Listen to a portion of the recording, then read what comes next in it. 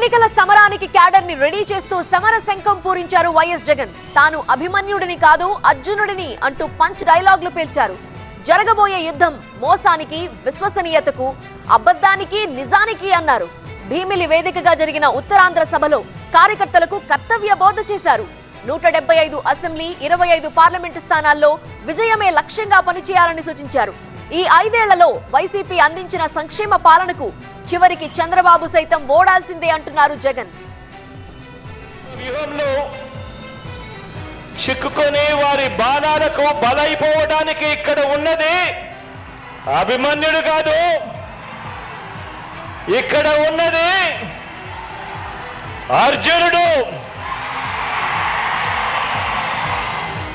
వచ్చే ఎన్నికల్లో మన టార్గెట్ 175కి 175.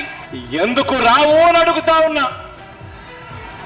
వారికోస్ వెయిన్స్ వ్యాధికి కేవలం 30 నిమిషాల్లో చికిత్స. కాల్ చేయండి 9989527715. ప్రతి ఇంటికి మంచి చేశాం, ప్రతి గ్రామంలోనూ మంచి జరిగింది. మరి ప్రతి ఇంట్లోనూ మంచి జరిగినప్పుడు, ప్రతి గ్రామంలోనూ మంచి జరిగినప్పుడు ఆ ప్రతి గ్రామంలోనూ 60% ప్రజలు, 60% కుటుంబాలు మీ వెంట మన వెంట ఉంటే ఎందుకు రావు 175 అడుగుతా ఉన్నాను. ఆయన ముఖ్యమంత్రిగా ఉంటే ఏ గ్రామము బాగుపడదు, ఏ పల్లె బాగుపడదు.